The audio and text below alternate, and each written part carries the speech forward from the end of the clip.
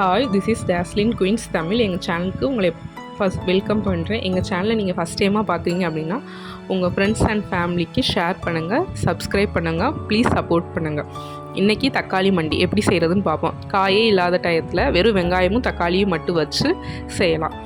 இது சாம்பார் சாதம், ரசம், அப்புறம் தயிர் சாதத்துக்கு இது நல்லாயிருக்கும். ஒரு பேனில் ஆயிலை ஊற்றிக்கிங்க. நாங்கள் நார்மலாக நல்லெண்ணெய் தான் ஊற்றிருக்கேன். அதில் சும்மா 2-3 வெந்தயம் போட்டு பொரிய விட்டதுக்கப்புறம் கருவேப்பிலை போடணும். கருவேப்பிலை போட்டு வெடித்ததுக்கப்புறம் ஒரு பச்சை மிளகா, எங்கள் காரத்துக்கு ஒரு பச்சை மிளகா போட்டிருக்கேன். உங்களுக்கு தேவைன்னா கூட்டிக்கவும் செய்யலாம், குறைக்கவும் செய்யலாம். இதுக்கு சின்ன வெங்காயம் தான் கட் பண்ணணும். சின்ன வெங்காயம் கட் பண்ணி போட்டோம்னா நல்லாயிருக்கும். பெரிய வெங்காயம் எடுக்கிறீங்கன்னா இது மாதிரி கட் பண்ணாதீங்க, சிறுசாக கட் பண்ணிக்கோங்க, அப்போ தான் நல்லாயிருக்கும். இது மாதிரி கட் பண்ணால் டேஸ்ட் வைஸ் நல்லாயிருக்கும். ஆனால் நம்மளுக்கு ஒரு குருமா சாப்பிட்ற மாதிரி ஃபீல் ஆகணும். அவசரத்துக்கு இது மாதிரி கட் பண்ணிட்டேன். நீங்கள் சிறுசாக கட் பண்ணிக்கோங்க. மேக்ஸிமம் சின்ன வெங்காயம் யூஸ் பண்ணால் இன்னும் நல்லாயிருக்கும். வெங்காயம் நல்லா ப்ரௌன் கலரில் வர வரைக்குமே நல்லா வதக்கிக்கிட்டே இருக்கணும்.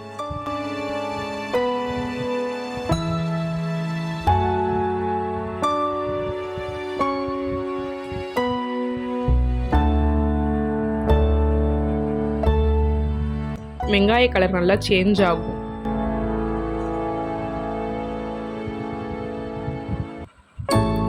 கலர் நல்லா சேஞ்ச் ஆனதுக்கப்புறம்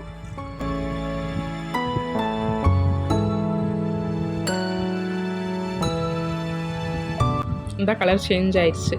மேக்ஸிமம் அது ரோஸ்ட் ஆயிடுச்சு, கறியிருச்சு.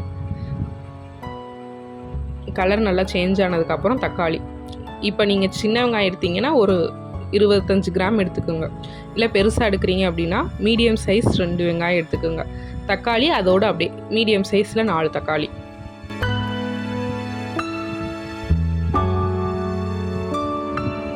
நல்லா க்ளோஸ் பண்ணி வச்சு கிண்டிக்கிட்டே இருங்க. அப்போ தான் தக்காளி நல்லா மசிஞ்சு வரும்.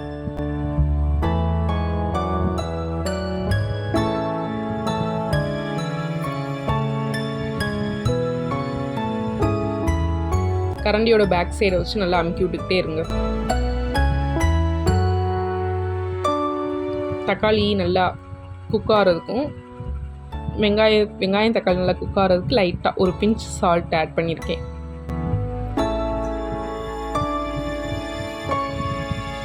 தக்காளி நல்லா பழமாக எடுத்தீங்கன்னா இன்னும் நல்லா தோல் பிரிஞ்சு நல்லா வரும்.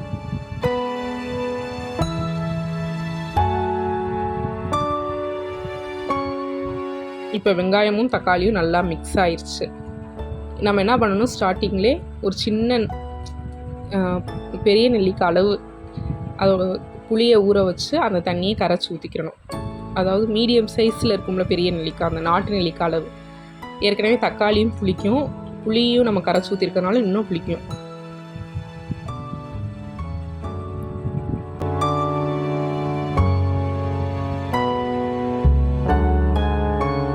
புளி கரைச்சி ஊற்றிக்கணும். ஏற்கனவே நம்ம பச்சை மிளகா போட்டிருக்கோம், அதோட 2 ஸ்பூன் மிளகாத்தூள் 3 ஸ்பூன் மிளகாத்தூள் போட்டிருக்கோம். அதோட நான் என்ன அப்படின்னா காஷ்மீரி சில்லி பவுடர் வேணும் அப்படின்னா, கலருக்காண்டி வேணும் அப்படின்னா ஆட் பண்ணிக்கலாம்.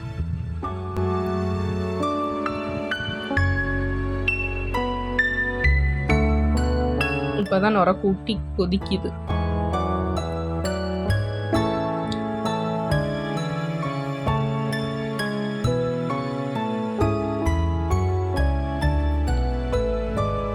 இதோட நம்ம இப்போ சாம்பார் வைக்கிறோம் அப்படின்னா அந்த வேக வச்சுருக்க துவரம் பருப்பு இருக்கும்ல, லாஸ்ட்டாக அதை மிக்ஸ் பண்ணோம் அப்படின்னா அது நல்லா சூப்பராக இருக்கும். நல்லா கொதிச்சு கெட்டியாகி வரணும்.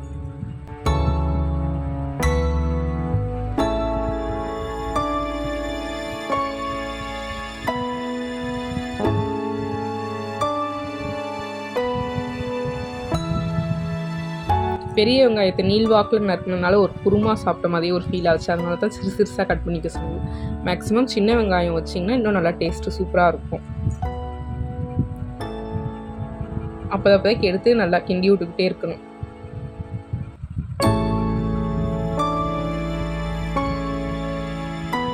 இந்த மாதிரி நல்லா கெட்டியாகி வந்துடும். இதோட நம்ம ஆஃப் பண்ணிடலாம். இப்போ நம்ம என்ன பண்ணணும்னா, வேக வச்ச பருப்பு சாம்பார் வைக்கிறோம் அப்படின்னா அந்த பருப்பு கொஞ்சம் எடுத்து இதோட மிக்ஸ் பண்ணி வச்சோம்னா இன்னும் நல்லாயிருக்கும்.